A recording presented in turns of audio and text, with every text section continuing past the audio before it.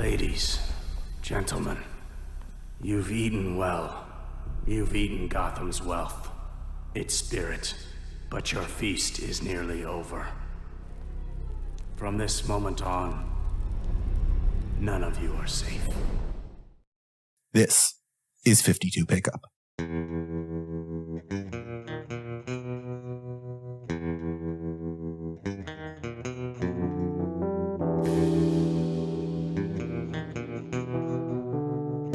Hello, welcome to 52 Pickup, a podcast about the greatest comic you've never heard of. Bam, one and done. We did it. I'm Gita Jackson, that's just who I am, and I'm joined, as always, by professional comic books expert Alex Jaffe. Alex Jaffe over here, across the table from One Take Gita. That's what we call them because... Yeah, I always do that in one take. It's never taken multiple takes for me to remember that sentence. Yeah.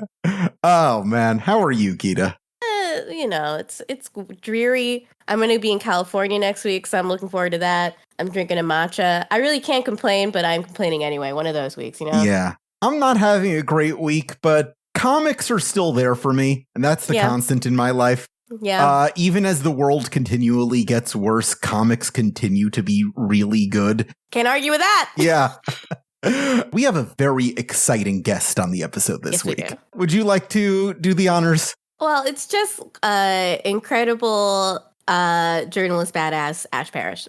Yeah. That's it. That's all it is. Ash, hello. Welcome to the show. Hi. I'm so glad you're here. I'm so glad to be here. This is like one of the 3 times where you and I have been in the same sphere. Yes. Even though we are the only 2 Black people that write about video games full time, and that we also worked at the same place, though not at the same time, because that place does not allow more than one person of color on the team at the same time. Yeah, I think it's in the Constitution that you're not allowed to take a flight together.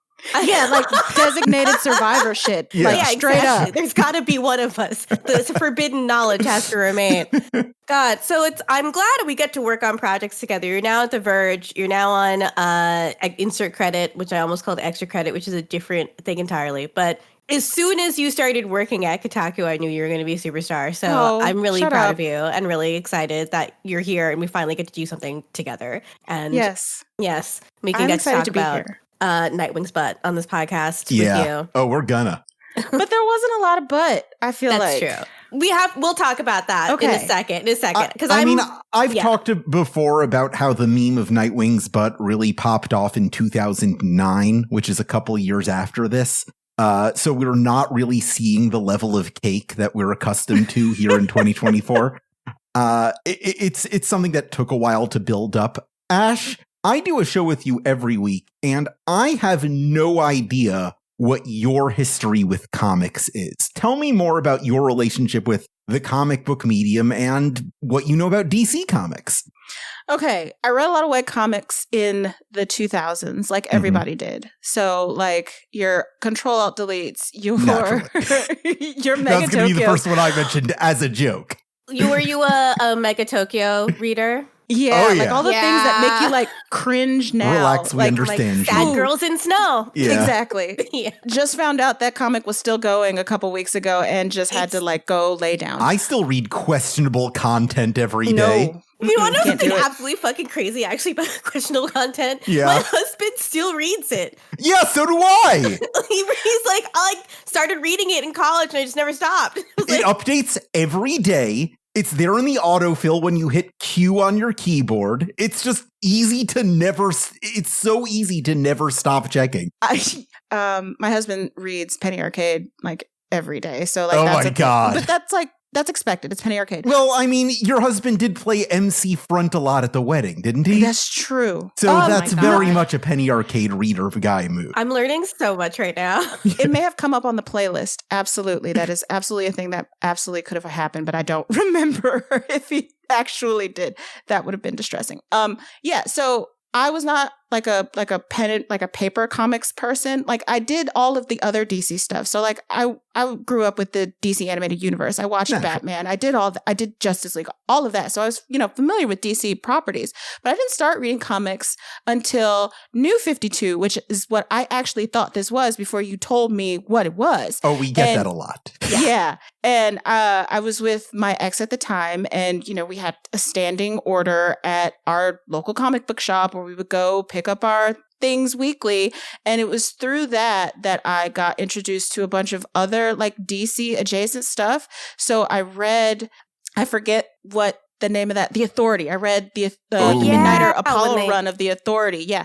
I read Top 10, which was really good, that I really enjoyed. Top 10 is good, yeah. I really, really, really, I know it's like problematic, but like I really enjoyed The Dark Knight Returns and The Dark Knight Strikes Again. I could talk for a while about how Strikes Again is underrated. Yeah, like I loved both those comics. I think I actually might still have it. I don't know. I don't know what happened to all my comics. I think I threw them all out when I threw out my ex. But yeah, so that's where I'm at with that. Yeah. I don't really read anything weekly anymore. Like I kind of stopped, but I, keep abreast of it. I'm aware of things that happen and things like that. And they're fun. So that's what I am personally do with comics and DC in general. The ebb and flow of actually picking up a book weekly is fairly common. I've gone through those stages once or twice. Yeah, like we would in my life. Yeah. We would do the thing where we would go to Free Comic Book Day and, check out what they had going on and stuff like that, like every a couple of years. And we enjoyed going to the local comic shop because it was, it's a nice thing to get out and do. And especially if you're poor, like we were back at those times, like you just go to this cool dorky place and, flip through some books and look at some pretty pictures and look at some nice Nightwing butts every now and again. But that's about it. Like I haven't done anything really since then. Yeah, I experienced that sort of ebb and flow between, I'd say, 1995 and 2016. And it's just been a constant flow since 2016. I think was childhood. The flow is the rest of your life. Yeah, exactly. I think around the time it started looking like Donald Trump would be the president, I was like, well, I guess I just live in the DC universe now. There are worse coping mechanisms, I think, in the world. We've seen a couple of them in the news recently. Yeah. My coping mechanism when that happened was to become a games journalist. I don't know why you call it a coping mechanism. That's like a just straight up death sentence. Yeah, exactly. Yeah. How do I make life harder for myself? Yeah. So this is a weird issue we're bringing you on because this whole series is about, hey, what would the DC universe be like if we didn't have to deal with Batman, Superman, or Wonder Woman? And this is the 1 week where they're like, hey, but what about Batman? Okay, so I read the premise of 52, but I wanted to hear how you guys would explain it to someone like me who is not familiar. Okay, let me try my pitch, and then Jaffe, you can try your pitch because I feel I'll like we pick come the from best. It. Yeah, no, let's make this a game. I love games. Games are good. So for me, when I literally pitched this to someone today as being the stories of the freaks and weirdos of the DC universe. It is a story about everybody that does the low-level crime solving while the Justice League is off doing whatever the fuck they do in their fucking space station. It's the people who are on the ground level and who have their own little dramas that don't often reach they're just not as popular characters. And thus it is like a really, really weird story where really, really weird things occur. And it's a wonderful experiment. And there'll never be a comic book ever like it again. And, on the business and the nerdy side of things, this is one of the few very successful attempts at an American comic book publisher trying to do a weekly book in full color, especially. So the fact that these 4 writers and Keith Giffen and the many different artists that have worked on it actually pulled this off and it's a coherent story at all is basically a miracle. Yeah. It's others have tried. It's never quite worked the same way.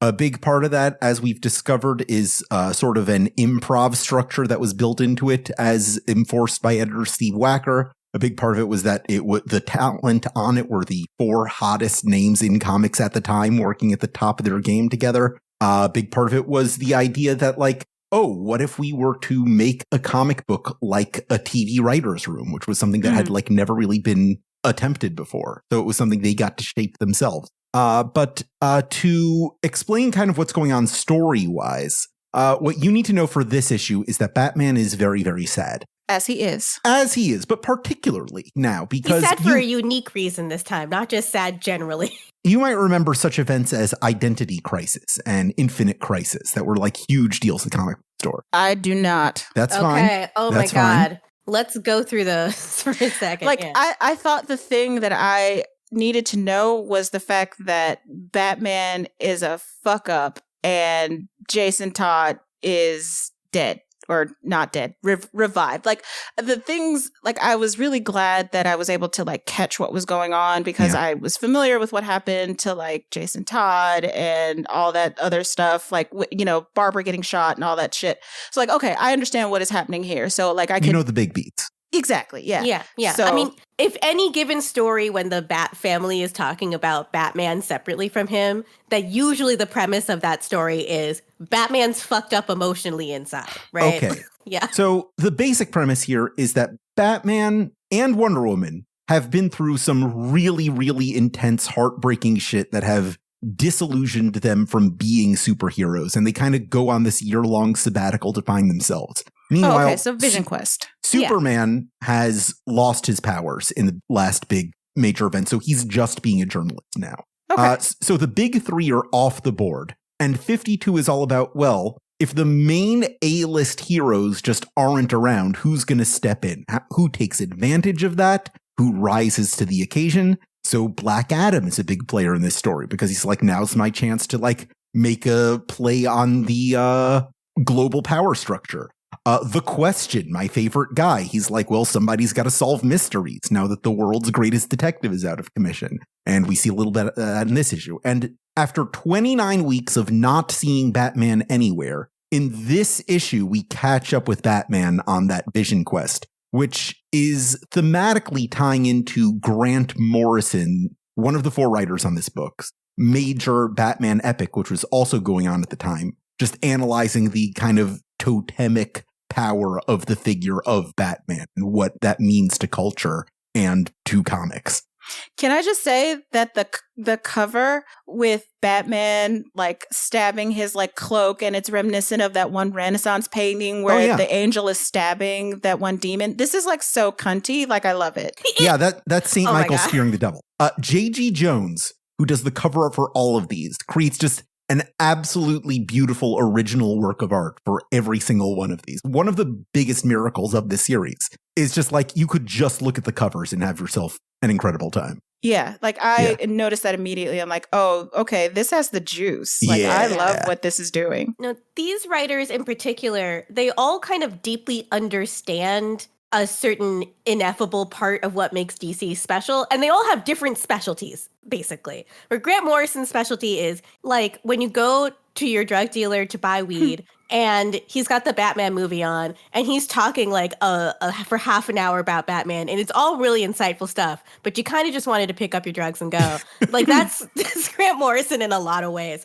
Like, the arc that he is alluding to for Batman that they are writing at the time, the basic premise of that is that every single Batman story that has ever been published ever in the history of the world is canon. So all of the weird stuff where like there's Batman has different personalities, or I was just thinking about this, so it's the only thing on my mind, where Killer Croc eats Jason Todd's parents. Yeah. All of that. Oh my God.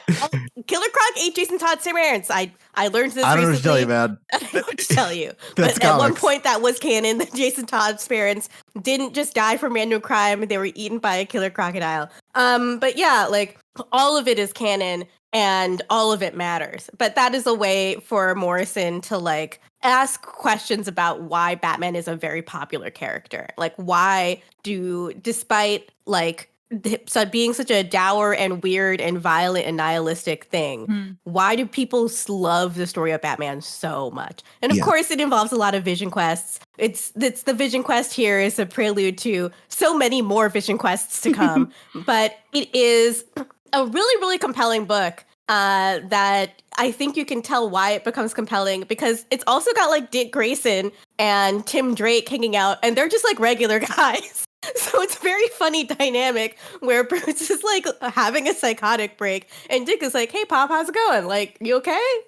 We can talk." These first 3 pages are very reminiscent of like the way that Morrison sets up, say, All-Star Superman, where they're going through all of the major beats of Batman's career. But because at this point, Batman is a much more storied character in popular culture than even Superman, having had more significant breakout story arcs, there's a lot of ground to cover. And in these first 3 pages, we see Batman really go through a ton of shit. We get this first big splash page of Batman in his original Bob Kane designed outfit fighting a bunch of cultists because he fought a bunch of cultists back in the first year of comics. We've talked about that on the show before. Yeah. It's easy to fight cultists. It's a nice nondescript hooded enemy. You don't have to humanize. Yeah. You don't have to draw any facial details. Yeah. We get Robin showing up in the next one fighting typical derbied goons. We get a Joker fight. We get Dick Grayson leaving for Hudson University. We get Jason Todd stealing the tires off the Batmobile. We get Death in the Family. We get Killing Joke. We get Nightfall with Bane breaking Batman's back. We get to the chaos of No Man's Land, which was an arc, just like a legendary arc from 1999, the last of Denny O'Neil's editorial career, where Gotham City is just declared not part of the United States anymore and just locked off from the rest of the world. And we have Under the Hood. We have Jason Todd revealing he's alive. We have this moment of literally right from Identity Crisis, where Tim Drake finds that Captain Boomerang killed his dad. And we get a little bit from Infinite Crisis, which just happened before 52, literally taking us up to the modern day, showing us that all of these scars have accumulated. Yes, it all matters, and Batman hasn't forgotten it just because he's moved on to the next thing. Yeah. So men will literally go to the desert in search of healing instead of going to therapy? Is that what we're getting at? Let someone beat the shit out of them in the desert instead of going to therapy. That is the story of Batman. I mean, women will too. What do you call Eat, Pray, Love? Okay. Okay, do you want to know something crazy? My husband read the second book by that author, and it's about a woman in like the 1800s whose only desire in life is to give a blowjob. That's all she... I'm not joking. When David told me this, I started freaking out. She's like, yeah, she's like really into plants and like... It must be so difficult for her to find someone who wants a blowjob. I mean, a large part of the book is like, yes, it was really hard just to have casual sex as like a mid-woman in this time. Like these women got horny too. And the book ends with her like beating Darwin to the punch on figuring out what evolution is and then like reading about it later. Yes. No. Is this Elizabeth Gilbert? How do we get from blowjobs to that? Well, she travels to an island to find a tribe she marries a gay man. And she finds out that he's gay afterward, and she's like, God damn it, no blowjobs. But I think he dies in a freak accident. And so she inherits a lot of money, so she travels to an island in the Caribbean and finally gets to give someone a blowjob. And while she's there, she makes a bunch of observations in her journals about like plant life and like how some birds look similar to each other. And then years later in the narrative of the story, she reads Darwin's book on like the finches and Galapagos. And she was like, I thought of that. And then the book ends. You know, terrific. Yeah. Don't know what to do with that. I am cursed with this specific knowledge that the Eat, Pray, Love lady wrote another book, and it was about really wanting to give a blowjob. You know, there are worse things to write a book about. Honestly, true. Yeah. I can think of a lot of worse things to write a book about. But yeah, in the back on track talking about comic books, the identity crisis thing that happens here is essentially Batman's previous bad experiences with all of his friends and family dying led him to become incredibly paranoid. So he built a satellite and he started spying on all of his friends. Mm-hmm. And then his friends found out and they were fucking pissed off at him. And also the satellite was hacked and all the information was given to supervillains, you know? Just real own goal type stuff. I remember that. What was the name of that storyline? That was Infinite Crisis. Yes. Oh, it was Infinite Crisis. They made like an animated one about that where, you know, he has a list and that's like, Tower of Babel. That's another time Batman betrayed the entire Justice League. Okay. So he is a dick who does this more than once. Got it. Yeah, this is kind of a recurring theme with Batman. And they still let him in the lighthouse or watchtower. They still... He pays for it. Yeah. If your landlord is a dick, you can change the locks. There's no rules. He's really like Nathan Fielder in that one picture. All my friends are offering laughing too. Yeah. Oh man. Yeah. So yes, Batman is having a hard time of it, which is why he's like, I need to go back and trace my steps of the way I became Batman to see how I fucked up and where. And I don't know, I've got some notes. I don't know if you need a year for that. Yeah, like all you have to do is just go back to Crime Alley and then look for like the one pearl that's still like in the gutter. Yeah. Jesus Christ. So yeah, we've got Dick Grayson and Tim Drake, Nightwing and Robin, following Batman's path, trying to catch up with him as he goes on this merry chase across the world to find himself. Too deep into the chronological events. Jaffe, you have to talk talent. Oh, yeah, you're right. We do have to talk talent. Okay. Let's talk talent. Let's talk talent. Our primary talent here is the highly problematic Joe Bennett and his Inca Rui Jose, back on art duty. Everybody else we already know. Great. We love that. Yeah. Moving on, back to comic books. Yeah. God, Joe Bennett, good at drawing. I mean, good at drawing in this one because it's mostly men that he's drawing. Yeah. Right? Oh. Yeah. No, he's like a problematic figure that is also very sexist, and he doesn't work at DC anymore. Yeah. But Well, that's interesting because there's something that I wanted to point out in the art when we get there that I didn't know about, like, this artist's problematic history that I thought was like actually really interesting for him to do. We'll talk about it later, but I thought it was like, oh, okay, this is actually kind of cool. yeah. He's got his moments. If you get to this level of illustration, it doesn't mean that you're bad at art. Right. It does mean that occasionally you draw two lesbians in bed with all of their clothes on. Yeah. But that's a different story for a different time. What I really like about this scene between Dick and Tim, where they're just kind of talking about like what's up with their dad, is despite Morrison's tendency for like, they're really known for being a guy who does ayahuasca and like goes on vision quests and does a ton of acid and does chaos And then magic. has to tell you all about the multiverse. Exactly. Like, but they're very good at very down to earth writing. If these two characters were not in like superhero outfits doing a stakeout in a tropical locale, this was just a normal conversation to have about a family member you're really concerned about. And this is the thing that I think grounds Morrison's Batman work and stops it from being incredibly pretentious. At the end of the day, they know that what they're writing about is a deeply traumatized adult man that's trying to do his best for his family. And Bruce's adult children can see that, and they're also trying to make sure he doesn't go down an incredibly dark and destructive path because he's never really recovered from his parents' death. Without the crime fighting, like if Bruce was not a guy who dressed up like a bat to fight crime, this is like a literary fiction type territory material. But because he is, you also like it just becomes so much weirder and stranger. So you would need to have these relationships actually feel touching and real. I actually like the way that you frame that. I think about Batman all the time. Yeah. I mean, it's really interesting. Batman has these individual dynamics with each of his Robins, and yet Morrison's maybe biggest contribution to the Batman mythology is introducing an entirely new Robin. Like, how does a biological son's dynamic differ from all these adopted children he's brought into it?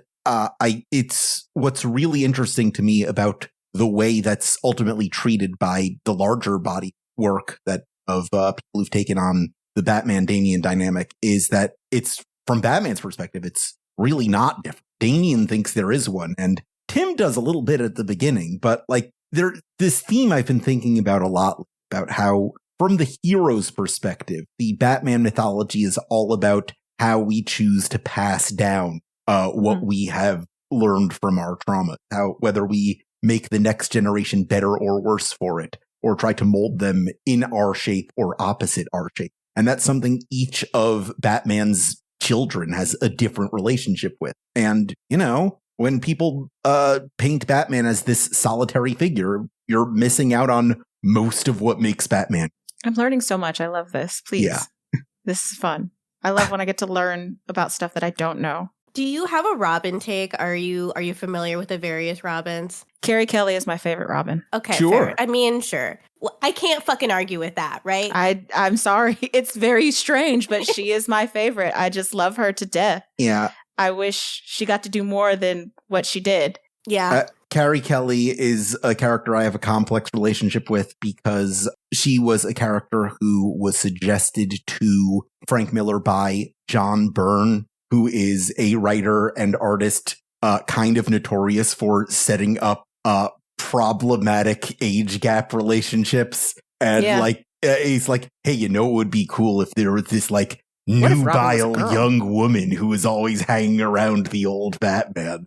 And it just, ugh. Yeah, gross. Yeah, but in execution, I think Frank Miller did a much better job. Yeah, Frank Miller does not have that particular problem. Frank Miller has a lot of other problems. Yeah. Oh, shit. Yeah. Not a problem-free guy. But that problem isn't his problem. Like, he actually manages to make that relationship closer to what Tim, like, a play on what Tim Drake does for Batman, which is to be like, hey, you're losing your fucking mind. I've got to help you out. Like, here I am. I'm Robin. I do know that Frank Miller is very, very protective of Carrie Kelly. He doesn't own the character. DC owns the character. But because Frank Miller is one of the few, like, giants of comics that DC hasn't completely pissed off yet, there's a reason she doesn't show up and stuff, and it's because, like, it feels disrespectful to use her without Frank Miller's blessing. Like, there was a very brief moment when they killed Damian Wayne that DC kind of did a sort of sideways fake out that maybe Carrie Kelly would be the next Robin after him. And she actually showed up in a couple comics, but she very immediately disappeared after that.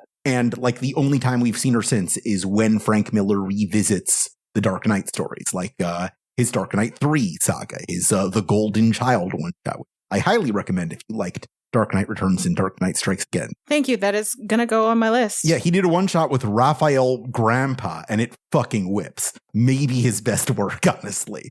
I think it's a really interesting case of DC leaving a creator's work alone in history where it has always done the opposite of that. Too bad they couldn't do that with Watchmen, because shit. Right? You know, I picked up Alan Moore's new novel, actually, when the last time I was at McNally Jackson. And what's so interesting about Alan Moore's bio for that book, it mentions League of Extraordinary Gentlemen and From Hell and a lot of other comics work that Alan Moore has done. It does not mention Watchmen.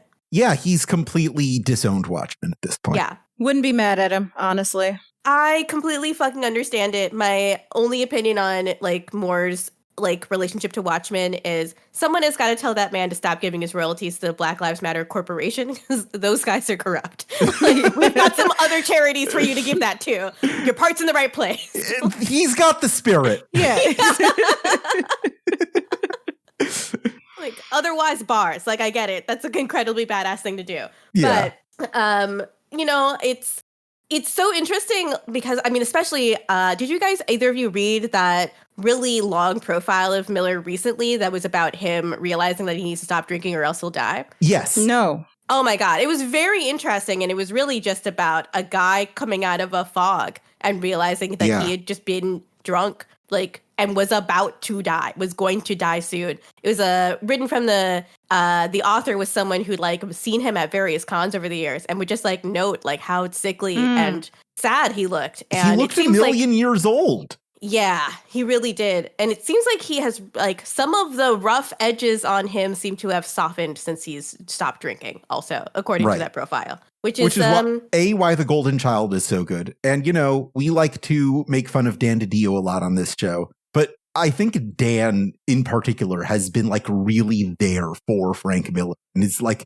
by his side all the time. And it's like, let's keep making comics together. Let's work through this. And yeah, some of it might be mercenary, maybe most of it. But I think it feels like Frank Miller is in a better place now than he was when he was making Al-Qaeda fan fiction. Oh, yep.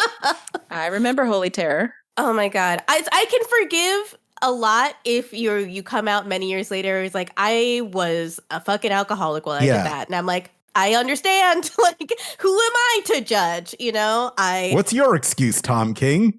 Ooh. Oh God. We talk a lot of shit about Tom King on this podcast, but he was in the CIA. So, like, He sort of, you earned it. Like, that's how I feel about that. You write some good comics, dude, but you were in the CIA. Yeah. And every passing day, I grow more concerned about that.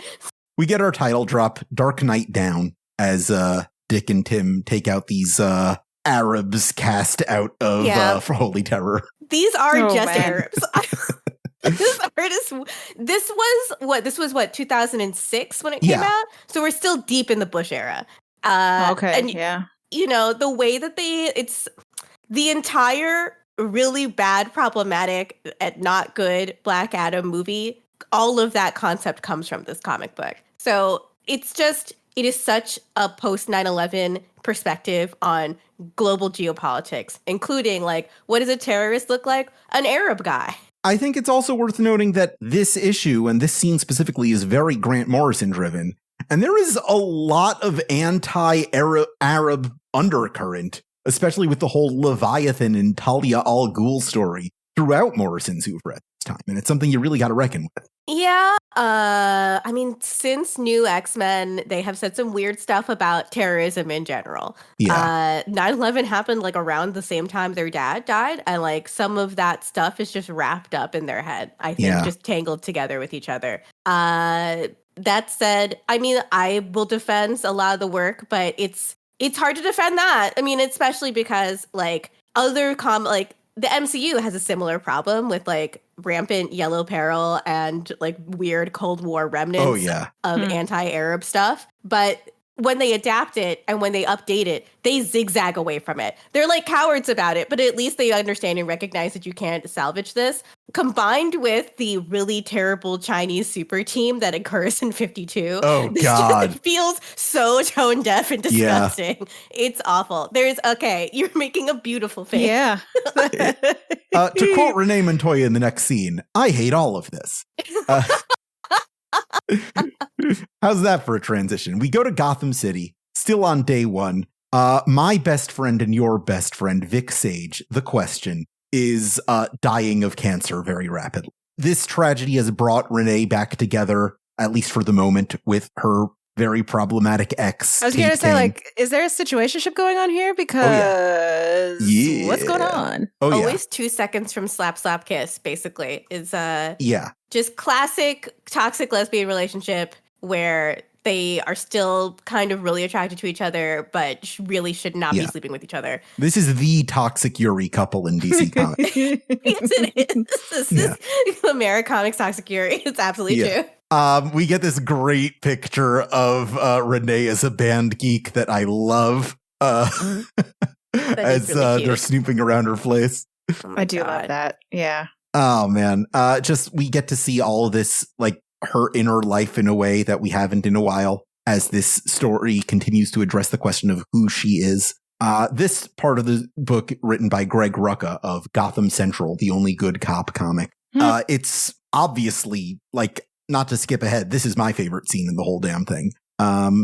She's just really struggling with the fact that every relationship Renee has ever had has ended with someone betraying her or dying. And it's happening all over again right now. And Kate recognizes that, and she's like kind of putting her own shit on hold so she can be there for her in this moment of vulnerability. Yeah, it's a very powerful scene. Rucka is also very good at this down-to-earth stuff. I mean, I think that's what separates mediocre comic book writers from really great ones. Like, if you can write a conversation between two regular human beings that sounds natural and is emotionally affecting, your skill at the like big picture end of the world stuff is going to be so much, like, it'll have so much more impact because you care about them as like human beings. Here, this is again like a literary fiction. Like, this whole scenario is like a literary fiction scenario. Literally what Kieran Gillen is doing right now in the power fantasy, where like you have these cosmically powerful characters, but the most interesting moments are when they're just talking to each other. Yeah. I love how Renee is kind of being like a bitch and like acknowledges the fact that she's being a bitch because she's giving Kate this third degree about this doctor who's like there to help their dying friend. Like, oh, are you sleeping with her? Like, that's not what you told me. Like, come on, Renee, focus here. This is not the point. Like, what are you focus doing? Up, girl. Yeah. No, but it's a very normal reaction to something that's shocking, traumatic, and terrifying, which is someone who's meant a lot to you passing away in front of your eyes. You know, I had a friend who lost her husband to cancer, and it's changed her for the rest of her life. I can imagine her having this kind of conversation with somebody, and you know, where you lash out because you have no idea, externalizing all that. Yeah, pain. You have no place to put all the frustration and anger that you feel inside. Yeah, a lot of this Greg Rucka credits to Keith Giffen.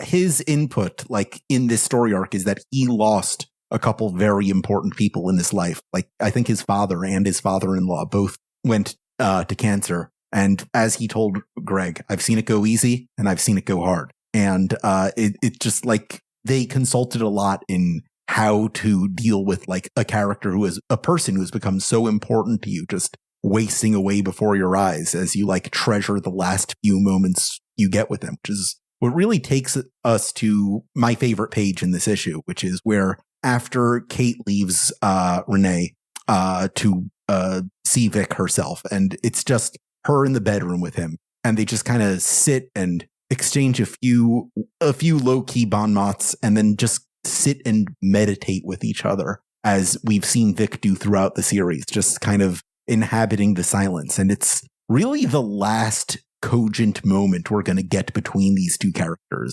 in the entire series, with one exception. And it feels like both of them kind of know it. And there's this real depth to it. Particularly, I want to shout out the inking in this scene, where it's just like very, very dark. It lends this weight to what's going on that really makes us feel like these two characters are shutting out the huge mystery of the world they're trying to solve around them so they can just focus on each other in this moment. It's beautiful. So is Renee Montoya the question at this point or no? She is not. Yet. She's beginning to understand what's being asked of her, essentially. Okay. And so what I wanted to ask was like, you know, where Vic is asking, like, is she going out searching for this supervillain or whatever? And Renee's like, I didn't ask. And then he's like, you should always ask the question. And I'm wondering if that's like one of those little small signals that, hey, I want you when I'm gone, or I need you, I'm passing this on to you. And I wondered if that was like indicative of that. 100%. Vic has been dropping these little hints throughout the series. Like from issue 1, people have been figuring out, oh, well, Vic is kind of getting Renee ready to succeed him. Like he literally shines a huge question mark spotlight into her eyes through her apartment window. That's like the first scene they share together. And it's kind of been building up this whole time.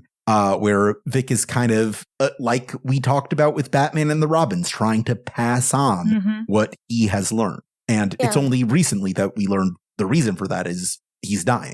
Yeah, you know, I think Batman is the character that makes legacy the sort of biggest deal in the DC universe. Yeah. Especially like compared to the other major comic book universe out there, the MCU, which for a long time really didn't want to pass characters' mantles down to sidekicks or have sidekicks at all.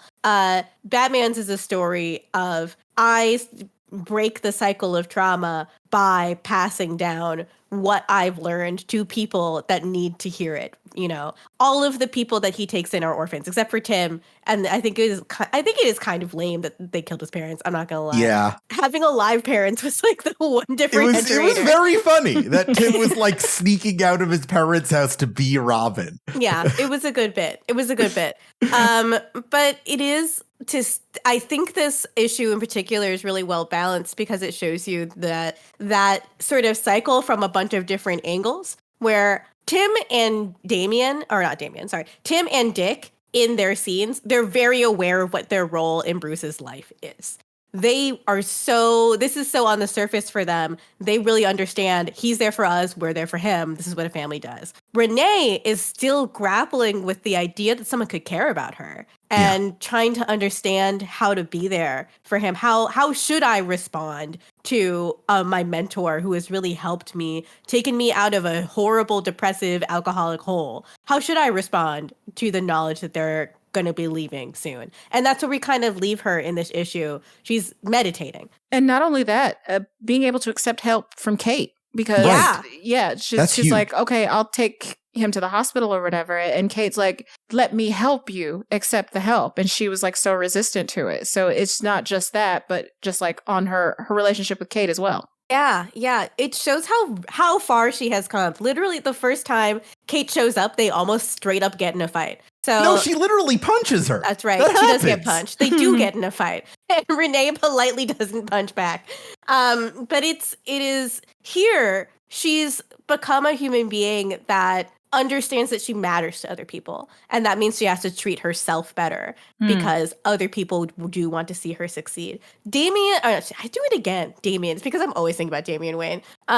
Dick and Tim, they've gone through that emotional process, like, already. They're not fully healed. I mean, Dick might be fully healed. Let's be real. Dick seems like the most untraumatized person in the world. Dick's the guy who went through it and came out okay, which is what's interesting. Yeah. Whereas Tim is like on a whole different journey of self-discovery. He becomes more serious over time as he sort of realizes that traumatizing things have happened to him. But they are also like, this is the good version of what the possibilities for Renee. This is the good version. Whereas also, like, the brief images we see of Bruce in here, that's kind of the bad version of going through trauma. If you're not careful, you're going to dress up like a bat to fight crime. Like, it could be really rough out there. I want to talk about the MCU a little bit because you mentioned that concept of legacy as it's portrayed in Marvel versus DC. I went to see Kraven the Hunter last night. Oh, I did see that. Good job. Yeah, I have now seen all of the Sony Spider-Man movies. I've collected them all, like Infinity Stones.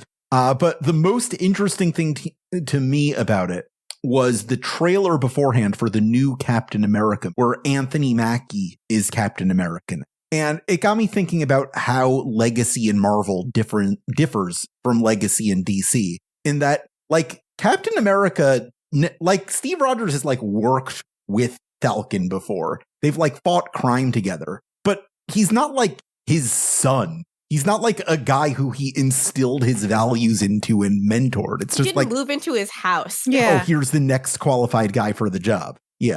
Yeah, that is interesting, where Mackie then has to, like, find the courage to become, like, Captain America in the job, whereas a Robin, if you're taking up Batman, you've been practicing for Batman for basically your entire career as a crime writer. Yeah. Your ideology has been molded by them. And maybe the idea in Captain America is that he's become such a symbol that, like, all Americans kind of learn from his example. And it's kind of a Superman sort of thing. There was, so the one of the few times that I should say that Marvel's had, like, an all young person superhero team, Young Avengers, there was all of the idea was these are not necessarily, there aren't sidekicks. So these are all young heroes that are inspired by the particular Avengers. And one of them was the one that was Patriot, the Captain America inspired one, ended up being a black man because it was discovered also he was related to one of the black soldiers who was one of the first people that was experimented on with super serum. So he has, like, the heightened strength, et cetera, et cetera.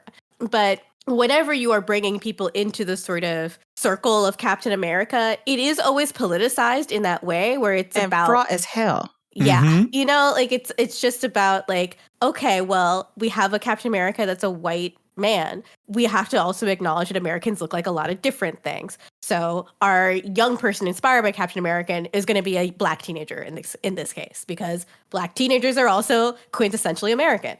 Gita, I wanted to ask, do we have to, like, pay attention to Brave New World? Like, do we have to go see it? Because I was not in on it before because I have superhero fatigue or whatever, but just the idea of Anthony Mackie, like, finally, like, absorbing the mantle of being Captain America, and the fact that they're releasing that movie in Black History Month because they really want Negroes to go out and see it the way that we did Black Panther.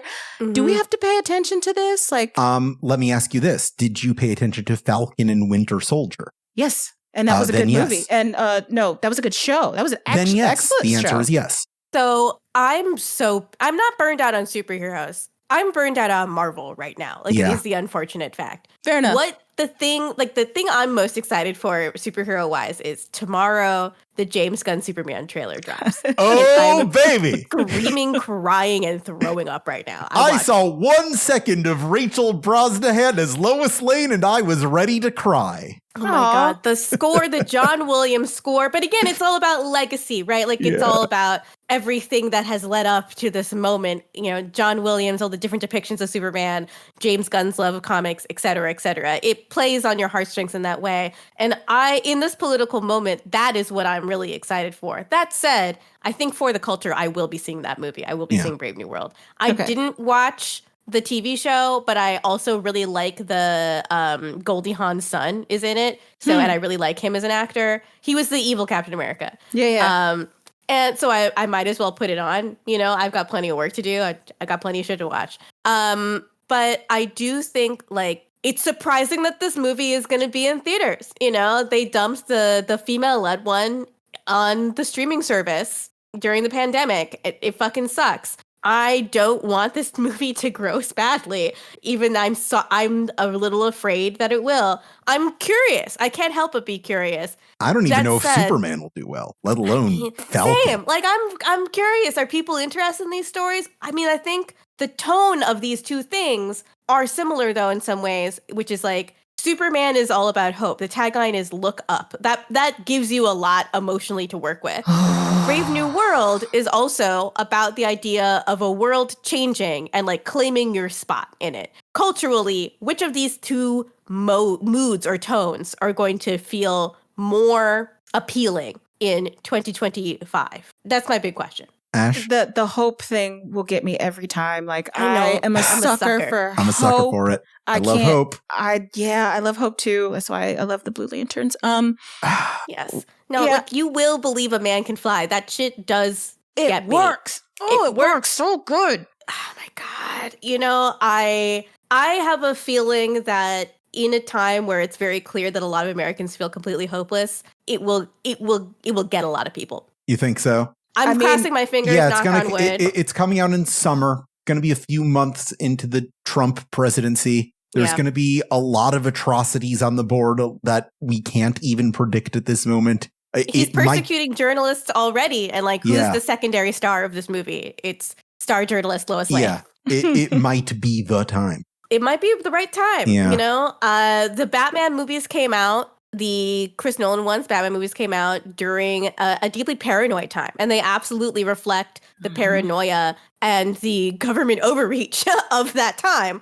I wonder if the Superman movies, just by being a nice movie about a nice boy from Kansas, if that will also reflect a cultural mood. But I think that the thing about the MCU movies, we're so far off track, but I think the thing about them for me right now is just, like, superhero stories often they have to be about doing good and being a good person because they're about heroes, like, definitionally. And I think the complex villain thing that worked really well, I mean, it worked especially well in Black Panther, has kind of, like, hampered, it's like kind of shot them in the foot a little bit. I like complex villains, but frequently we'll see this repeated story arc where a villain points out a bunch of things that are totally legitimately wrong with society, and the hero will be like, yeah, but I'm kicking your ass anyway. Yeah, and then nothing is resolved. Because the villain goes, and therefore genocide. Yeah, exactly.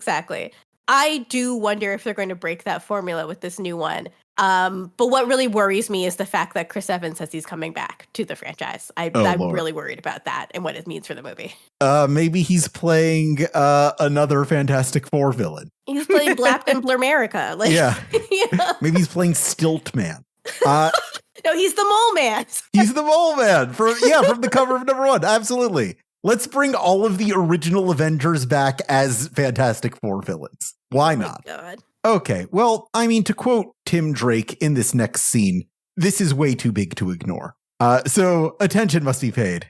So mad at you. I love his segues. He does this all the time in insert credit. It's fantastic. I'm the master. It's good. It's better than Nathan's puns, I have to admit. Nathan is a pun machine. You are allowed to get a word in edgewise with Nathan? I'm shocked. It's because I'm constantly threatening to throw him out a window. So he responds well to threats. But I like this sequence with Dick and Tim because Drake's abs and glutes are so detailed in these illustrations. Like, that's a really beautiful line of body. Just like the straight, like, it's really well done. That punch in that first panel, it's like sexy. It's like, it's good. It looks good. He looks like he's an acrobat, which he is. It feels like a lot of attention was paid. And it's crazy that other illustrations from Joe Bennett have been so focused on female anatomy, because here it's like, he's like doing, in a later panel on the same page, he's like turning so his butt is in perfect profile and you can see all the musculature of his back. This is straight up sexualizing him.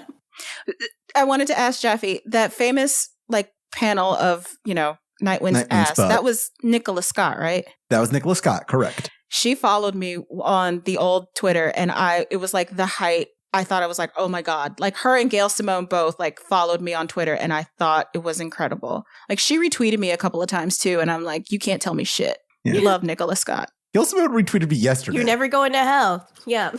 Hell yeah. No, it's not to brag or anything. Whatever.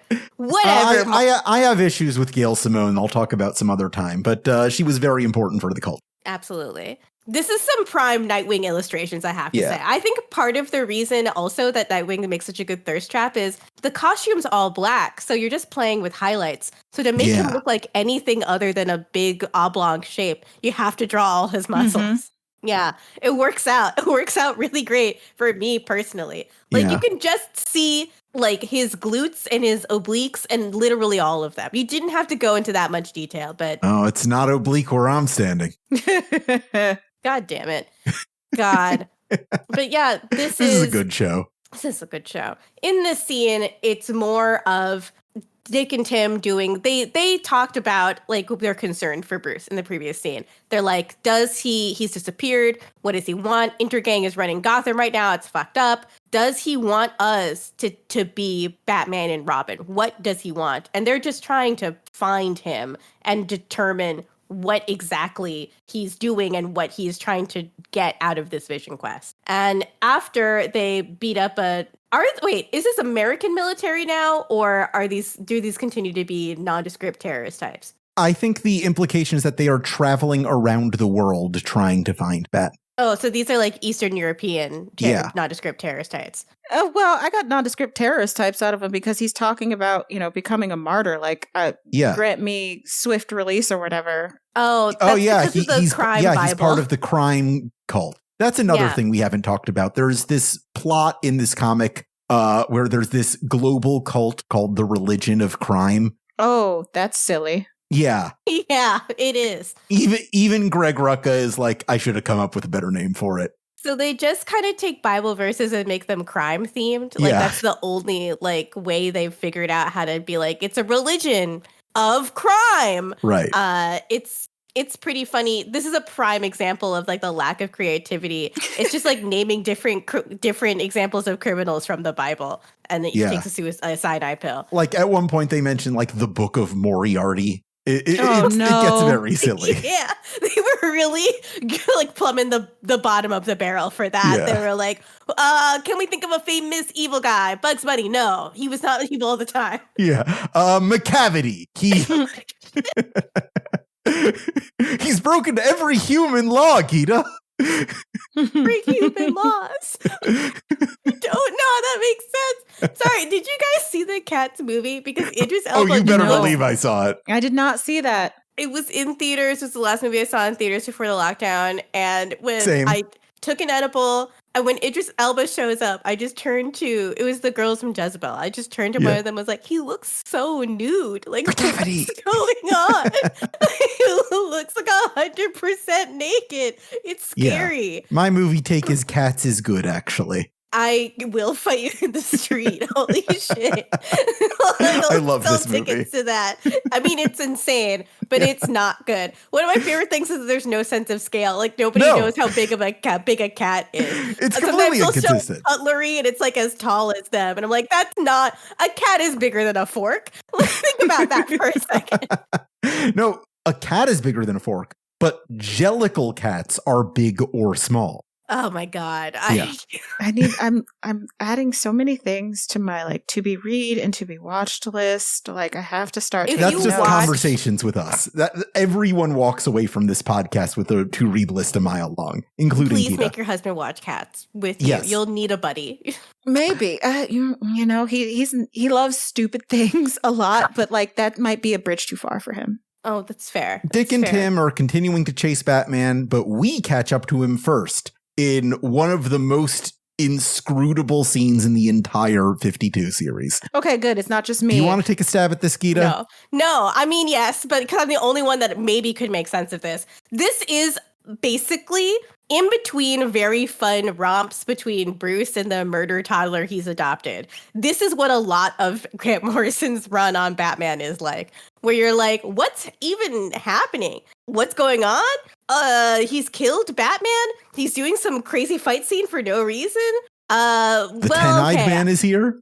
Yeah, exactly. It's essentially, I'm assuming, Morrison's take on they say specifically that they're following Bruce's path that he took after his parents died that led to him becoming Batman. And part of that is a vision quest in the desert where an anonymous mystic with eyes on his hands, 10 eyes, comes to kill his ego, literally. And in the past, his ego was the stuff that was holding him back from becoming Batman as a young man. But now his ego is the fact that he is Batman. And he wants to excise that part from him because being Batman, I mean, it's led to all the things that we talked about in the beginning of the comic, right? It led to his back getting broken. It led to No Man's Land. It led to Jason Todd coming back to life and taunting him about his worst failures. It led to him betraying the trust of all of his friends. So he wants to find and kill the demon inside of him. He feels like Batman is a failure. But because he can't do anything normally, he can't just say that to his family. He has to go off alone in secret and take a lot of drugs. Yeah. I have a theory about the Ten-Eyed Man here, based on what I know about Grant Morrison's whole shit. So the Ten-Eyed Man is not appearing here for the first time. He is a super obscure Batman villain from the 1970s. Makes so much sense. Part of Morrison's Everything is Canon thing. Philip Reardon was a Vietnam War veteran whose eyes get blown out, and a doctor performs an experimental surgery connecting his optic nerves to his fingers so he can see through his fingers. I think Morrison is bringing this guy back because it's A, about a war veteran suffering trauma, and B, about trying to perceive the world in a different way once you've been damaged to the point that you can't do it the way you used to. Yeah. Damn. The Batman story that Grant Morrison writes is like an epic mythological story about killing the self. It is about Bruce Wayne and Batman dying and having to remake themselves from scratch, accepting all of the parts of themselves in the process. It is like the ultimate take on Bruce recovering from his trauma. And it does it in a certain, like a very comic booky way. He like dies in real life and then also is transported back to like the Jurassic period. The Stone Age, yes. Like the Stone Age and shit. And has to like travel forward in time to stop a super villain. And so it's got the highbrow and the lowbrow operating at the same time in the same story, which is part of the reason why everyone likes Batman. That is at once a story about a man that dresses like a bat to fight crime, and also like a serious story about family trauma and legacy. Absolutely. I don't love how Morrison does it, but I get it. Yeah, like they show their work. Yeah, they don't necessarily always hit, but they definitely show their work. And Tim finally catches up to Bruce Wayne in the desert, and he's like, Batman is dead. We don't have to worry about him anymore, which is a little concerning for a company called DC Comics. So is he we'll see how that resolves. Dead? Like, is he done? Is this where he hangs up the mantle for, however long he does before he picks it back up again because of the necessities of the company, or? That's certainly what this scene is implying. But because he's Batman, it's clearly not going to last. Part of the problem with understanding the chronology of this also is Grant Morrison's Batman run was just late all of the time. Yes. It was so late that like the last 4 issues of the run came out after the company had another refresh. And they were like, we'll let you finish this, but it's not a part of the new stuff. Yeah. I remember that. God. Yeah, it was like mind-boggling, and it is part of what makes it so frustrating to actually read it chronologically, because everything was so late and like everything couldn't really be collected into one book until so much later after the run is over. It's just harder to track the release. It's harder to track when things came out and how you're supposed to have read them. It cannot be overstated how impressive it was that 52 came out on time every week for a year. Yeah. Nobody thought they could do this. Yeah. Like, especially in comparison to other books that were much less complicated that were happening simultaneously. Right. Yeah. I guess it has to do with division of labor. The idea that, like, just a further evolution of the conveyor belt design of making a comic book, just dividing everything up into smaller and smaller teams. Well, it kind of makes sense that TV was their inspiration in terms of how to do this, because TV, you have to be so much more compartmentalized, because it's not just like inkers that you need to get this to. You need to get this to actors, and every single person that is involved in this film shoot, which can sometimes be like 100 people or even more. Like, it is a really complicated process to make an episode of television, to film anything, literally anything. So it's a very good structure if you want to make sure that things are actually happening according to schedule, but are also flexible enough to roll with the punches of a production.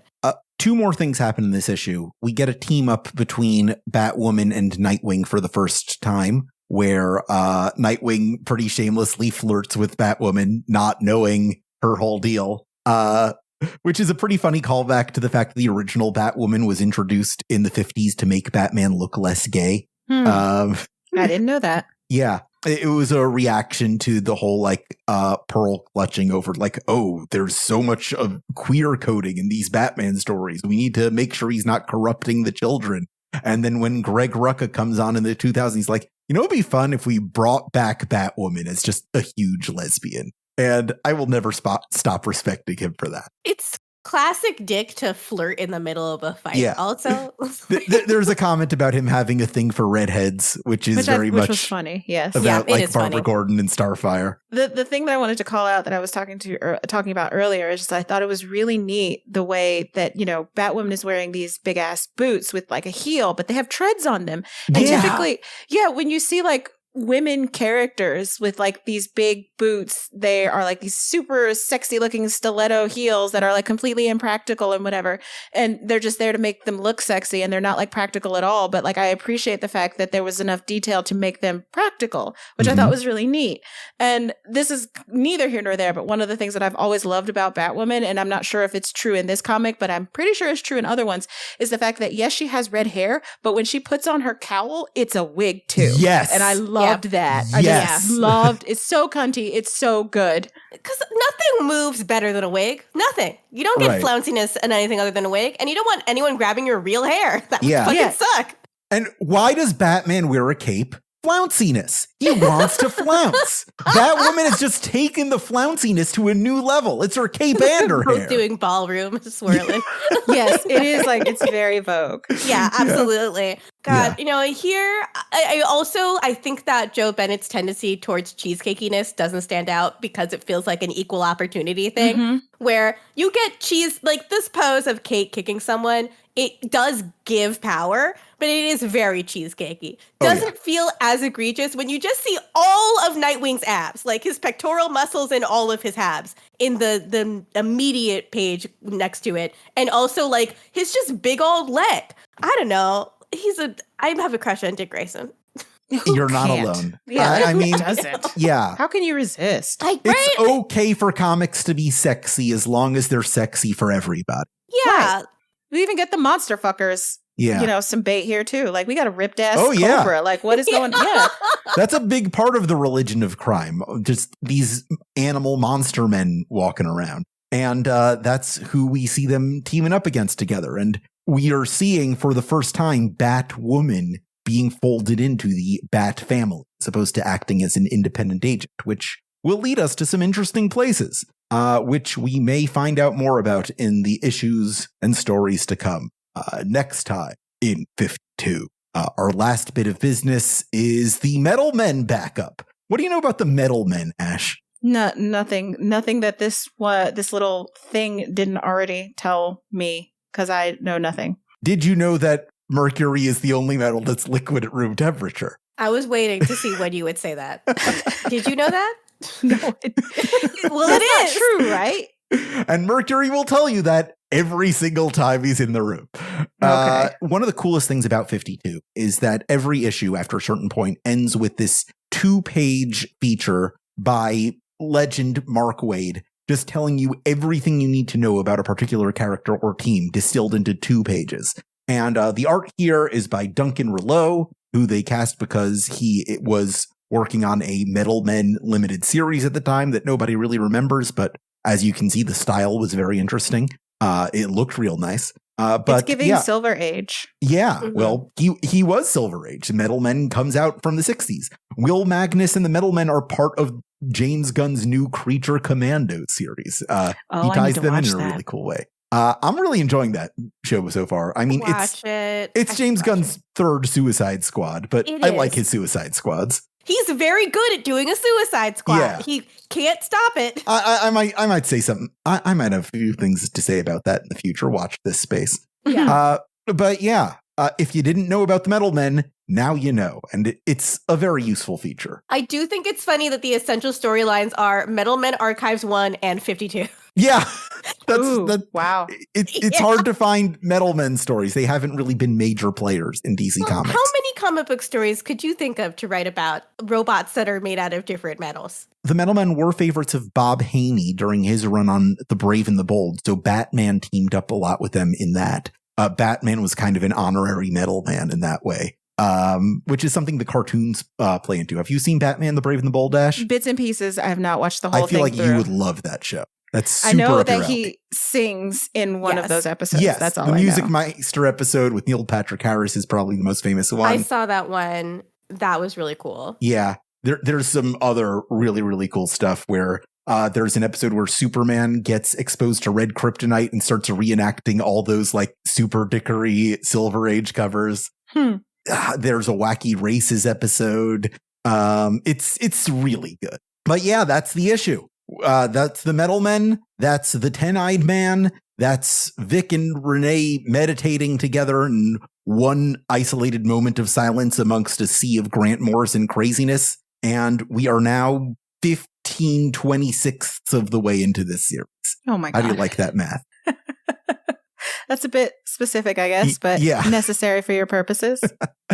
Yeah. You want to talk favorite scenes? I really liked the moment where just Kate and Dick having their little back and forth. I did really laugh out loud where, Dick tries to flirt and she's like, I'm so not your type. Yeah. And I appreciated that a lot. And I just really enjoyed the whole, like, Boots had the tread on him. Like, I really appreciated that little detail. Like, I don't think I've ever seen that before, or I haven't noticed it until now. And I appreciated that. I mean, Kate Kane was a breakout character from this comic for a huge reason. Yet she's become such a popular Batman character to the point of having a CW show. It's clear why. The design is good. The character concept is fucking cool as hell. It just makes sense. And she fits in quite elegantly to the dynamic that already exists. And doesn't have their baggage. Yeah. Like, it's nice and refreshing to have, like, a member of the Bat family that is not, I mean, I'm not specifically familiar with all of her trauma. I'm sure she has it. It's like a requirement, but like not the same kind of trauma. Hopefully I'm not speaking incorrectly. Got sexy lesbian trauma. She's got toxic lesbian relationship trauma, not dead parent trauma. Yeah, it's refreshing. It's worth noting that Batwoman's entire design comes from Alex Ross, as in Kingdom Come Alex Ross. Love Alex Ross. The character was completely different. She was supposed to be Barbara Gordon. But Greg Rucka came up with an entirely different backstory for her, and God bless him for it. But yeah, there's a reason that character design is so strong. It comes from one of the all-time greats. Yeah, one of the person that just knows what makes someone sit down and say, wow, when they see a superhero illustration. I already talked about my favorite scene. It's the meditation scene. It's really good. My favorite part of this entire story is the Vic and Renee story about the how it serves as kind of a cap to all of the Vic and Renee comics that have come before this. Like, we've seen them in the field working together on the same page, but this is like the first moment we see them sort of like understanding each other on a personal level where they can just kind of sit. Yeah, I without these little moments, 52 wouldn't have the power that it does. Gita, do you have a moment? I do. I was going to say Kate and Dick having their little back and forth, but I actually think it's this one panel that's Dick talking to Tim when they're about to ambush all the terrorists in this unnamed Middle Eastern country, where he just says quietly, I can't believe he'd do this to me. Which is like just a little moment. Like Dick has always just been a normal fucking guy. Like he's been the one that keeps everybody grounded. And to see him express concern for his, like, he calls him his big bro, but it's like his adopted father. Right. Here. It's very touching. And I think I'm still reading a ton of Batman Wayne Family Adventures. And it's so good. It's like, it is the thing about that relationship that makes that comic so good, which is Dick really cares about Bruce. Dick really wants Bruce, the person, to be well. He could really give or take if Batman is a part of Bruce's life or not. Tim is ready to take up the mantle to be, to do Batman and Robin with Dick. But Bruce is more concerned about whether or not his dad is okay. And also, like, dealing with a sense of betrayal that he'd go and do this without him. I want to say, if you're a fan of Wayne Family Adventures and you're not subscribed to aftermath.site, we have a very, very special episode coming up with a guest I cannot believe we got. And we'll talk more about it soon. Stay subscribed. Fun stuff happening in the new year. Oh, yeah. Give me money, please. Thank you. 52 pickup going to be bigger than ever, depending on you paying us. You want to go to the Blackboard? Yeah, and my thing is always, what country are they all in? Where'd they go? What part of the world is this? Who are these guys? Come on. Remind me what the Blackboard is? Is where the Blackboard is a segment where much like Rip Hunter or Vic Sage, we make connections from this issue to other things about DC Comics or culture or comics in general that this issue raises. For instance, Gita's aforementioned, like, wait, where are these people right now? Yeah. Or you might want to know, hey, I want to know more about Batwoman. What's her deal? Where did she come from? Just like little moments in this issue, like questions that this raises, because the magic of these sprawling comic book universes is that they will present an idea that you'll usually be able to find more about elsewhere if you look for it. Okay, so I have a question. Yeah. Okay. So Renee, when we're dealing with Renee and the doctor and Vic Sage and all those people, she says that they came back, Renee and Charlie came back to save Kate's life. To what are they referring? This is a couple issues ago where Vic and Renee went into the mountains to do some training, and they were studying the crime Bible, and they realized a prophecy in the crime Bible underlined the fact that what the religion of crime wanted to do was offer Kate Kane as a ritual sacrifice. So they got their asses. Kate Kane specifically, the twice named daughter of Kane. And they go back to Gotham to save her and to let her know that this threat is coming for her, and they're able to save it off together. Which just brings up more questions. How old is this crime Bible? That's a good question. Yeah. It might be all bullshit. It's certainly trying to portray itself as something new, but who the crime Bible was written by and where it comes from is something which at this point is a mystery. I can spoil it for you because it's after the scope of 52. Please do. It's all Vandal Savage. It all goes back to Vandal Savage. That makes sense. It's always fucking Vandal Savage. It's always fucking Vandal Savage. He's always when it's like mysticism and shit point. like that. Yeah, it's probably Vandal Savage. That makes sense. Okay, he's fucking. Vandal. They make you think it might be Dark Side, but no, it's Vandal Savage. Yeah, Darkseid's doing some other shit right now. He's busy. He's on some Final Crisis shit. That's what Darkseid's doing. I have something on the Blackboard I'd like to bring. Usually the way these go is that Gita will ask a question and I'll come up with some kind of obtuse answer for it. But today I have a question that I would like to pose to the two of you. Because so much of this issue is about the totemic power and the place that Batman has as a cultural figure. Because I know a little bit about who both of you are, I need to ask you both the question: who's the most fuckable Batman? All right, Gita, you go first. Okay. I have a sneaking suspicion we might have the same answer. Grant Morrison's Batman eventually just has Dick become Batman. Okay. And I love him. And I love him so much. I love him. I want to smooch him. I want to marry him. I just think he's so nice. The Dick Grayson Batman. Specifically the nice Dick Grayson Batman that everyone can tell is not Bruce because he's so much nicer. Yeah. Like Commissioner Gordon's like, what's up with you? You're like nice to me. You want to fuck a mentally healthy Batman. Yes, it's like if my husband became Batman. It's just like a nice guy. That's just what it is. No, my husband is actually Guy Gardner. No, I am incorrect. Oh, but like in a less toxic way. Maybe Oliver Queen. Maybe more of that. Not sure. Yeah. I was incorrect. We do not have the same thing, but I thought we would have the same thing because we are about the same age and we grew up with the same taste and we grew up watching the same things. Mm-hmm. My most fuckable Batman is Terry McGinnis. Oh my fucking God. Before the Dick Grayson Batman, who's very similar to Terry McGinnis. Yeah. It was Terry McGinnis because he's so cute. He's so adorable. When he had that whole thing with ink, I was pooped and gagged, frankly. We know he knows how to party. He's always out clubbing. Like that weird goth club that they go to. I love that in the future, everyone goes to the goth club. That's really fun for me. I thought that would be more true about the future when I watched Batman Beyond when I was a young person. Well, that's why they call it Gotham, Gita. Oh, waka. God, no, but Terry's just a cutie patootie. Yeah. And like, he's so cute. And they baited the shit out of us by giving him the black sidekick that I desperately wanted to be Robin. Or at least hook up, but no. I love Max. Yeah, Terry and Max was a way more interesting dynamic to me than like what was going on with Dana Tanner or whatever. Yeah, Dana is fine. She's like literally perfectly fine, but there's just nothing. There's no chemistry. There's no spark. Justice for Max. I'm 100% with you there. She just needs more. Like one of the reasons why I really wanted Terry McGinnis to be folded into the DCU proper was because I wanted more Max. Like I wanted to see more of that dynamic. And it just sucks that that character is always going to languish in the sort of black girl sidekick role that has happened so frequently. I had such a crush on him. He's just such a shithead. Yeah. I love him. What about actors? What if we're talking about live action Batmans? Okay, live action actors. Oof. Oh, that's hard. It's hard because most of them are not like, I mean, Robert Pattinson, when he's like a little wet rat. Yeah. Yeah, I just want to give him a blanket.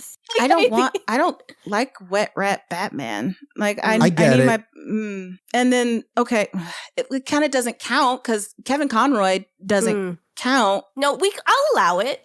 Voice acting is acting. Yeah. Like, but you know, can you fuck a voice? Many women have tried. Very true. We both played Armored Core 6. We both have a thing for Rusty. We get that. Yeah. Shit. If I had to pick an actor, it would probably be like old school. It would either be like George Clooney or honestly Michael Keaton. Michael Keaton was my second choice. Yeah. Michael Keaton in Batman Returns, the Catwoman chemistry. Oh, God. Off the charts. I do know Adam West was infamous for racking up a huge body count while he was Batman. Canonically in the show, or just like the pussy that he got like as being Batman? In life. As like because he was the actor who played Batman. Okay. Yeah, that makes a ton of sense to me. That's perfectly logical. I might say George Clooney, personally. Yeah. I mean, those movies are super weird. Yeah. I've grown to appreciate them more as I've gotten older. Oh, but much more. Yeah, he's got the mug for it, right? I feel like George Clooney would be much like Ben Affleck. George Clooney would be a much better Batman in a better Batman movie. It's not his fault. He's a great Bruce Wayne. Yeah. Oh, absolutely. We need to do the thing where we make a movie where the actor playing Bruce Wayne is different from the actor playing Batman, because I think that would be really fun. I would do George Clooney, Bruce Wayne, and I think I would do maybe, honestly, Ben Affleck, Batman. That works for me. Ben Affleck, once you put the suit on him, you really understand like why he wanted to do it. Like he just looks like a Frank Miller illustration. Yeah, he did. And that worked. He looks like he can run through a wall, right? Like he looks dangerous and scary. The thing where in the old Superman movies where he takes off his glasses and then he stands up straight and he's a completely different person. But Christopher Reeve was able to do that, but it just hasn't worked the same way with Batman. And the only reason why I say our Pats is because Robert Pattinson is playing a different Batman much earlier in Batman's life that's still deep in the stew of psychological trauma, like before he started to before he can become a swingin' playboy type figure for his his day job. This is like, he's not even trying to do that. He's not even trying to be the character of Bruce Wayne. So the way that like no one would suspect this fucking traumatized child to be Batman is essentially the thesis there. But that's like an entirely different take on the character, incredibly deliberately. Speaking of swinging playboys, like I am specifically interested, like where does Christian Bale rank on like your Kendall Roy scale? I mean, they don't even really, like, there's no difference between the Bruce Wayne and the Batman in those movies. They're just the same guy. Yeah. Like, it's weird. They do some references to him hanging out on yachts with ballerinas, but like he basically is just like Christian Bale with an American accent. You know? And it's not fun. Like, it's not fun. It doesn't seem like he's having a great time. You know, Batman, in order for Bruce Wayne to work as an alibi, do you know, okay, so what's his name from Conclave? The Ray Fiennes? Ray Fiennes. He, while filming in Bruges, was fined by the police for having a threesome in a public fountain. Oh, hell yeah. That's the level you have to be on for Bruce Wayne to work as an alibi. You either have to be like reclusive, never leaving your house, looks like a piece of shit all of the time, Bruce Wayne, or arrested for having a threesome in a fountain, Bruce Wayne. Like, he needs to come off as an Elon Musk type figure in order for no one to suspect him of being Batman. And Christian Bale's Bruce Wayne is just a guy. Do you know who could probably have done that way better than Christian Bale? Yeah. Tom Hardy. Tom Hardy really could have killed it. He would have done a really weird voice, though. Can you imagine? Shout out to Tom Hardy. Tom Hardy, an actor I love so much that I watched all the Sony movies because Tom Hardy does those weird voices. He does it all the time. I don't know if you've seen Peaky Blinders, but he's doing it in that shit too. Yeah. He's so fun. Loves to do a weird voice. Every time he shows up, I'm so excited to hear him talk. I'm like, what's exactly. the vocal choice today? I saw that motorcycle movie that he was in a couple years ago with Austin Butler. He does a weird ass voice in that shit too. He just really rolls the dice on it too. Like, you don't know what you're gonna get. I always love the Venom voice because he just sounds like Jake Hanrahan from the podcast Popular Front. Just like, why is this like Mancunian podcaster Venom? Like, what the fuck is happening? They're like, okay, Tom, you are playing a man who grew up in a Central American prison. And you spent your entire life there, and you've grown up to be this like revolutionary, and you're moving to Gotham City so you can prove like your own strength to yourself. Like, okay, what if I did a voice like this then? Yeah, like you're constantly going through puberty and you are not South American at all. This is how people in Cuba talk, right? It's the Cookie Monster. I'm Che Guevara. I can't with you. Cuba Libre, Mr. Wayne. Oh my God, that might be the funniest thing you've ever said. You fucking kill me, dude. I'm so mad. Oh my God. All right. Is it like this all the time? This is fantastic. No, this is like every this fucking episode. It's really we descend into silly voices so frequently. Yeah. Okay. Ash, thank you so much for joining us. This was a real blast to have you on. I'm so glad we got to do this. I'll see you tomorrow to record my other show. But in the meantime, to our audience of Aftermath and comic book listeners, is there anything you would like to inform them of, like other places they can check you out? You can find me and my works at The Verge. If you like that stuff enough, consider kicking out a couple bucks a month for our new subscription thing that we've got going on, because journalism costs money and we need to make some so we can all keep a job. Other than that, I am yelling about Infinity Nikki on Blue Sky at Astra. Yeah, so you can also check me out there. Infinity Nikki is so good. Yeah, it's so I good. have to play more. Yeah, and I'm also on the Insert Credit podcast. So people who are on Aftermath, I think that Venn diagram is very close to a circle. Check us on out over at insertcredit.com. Absolutely. We're cousins. Yeah. We'll see you at the family reunion. Yeah, of course. Yeah. I mean, I don't like to trot this out, but I was invited to the cookout, so I will be there. You were supposed to tell anybody. I had specifically told you not to tell anybody that. Invite rescinded. Easy come, easy go. We'll make a plate for you, but don't worry about it. There is one more thing. I do have one more question for you, Gita. It's this. Hold on, I forgot it. I wrote it down. Don't take your time, Jaffe. Don't worry about it. Really? Hold on. No, this was important. I needed to ask you this. Oh, yeah. Are you ready? Was my response just to scream?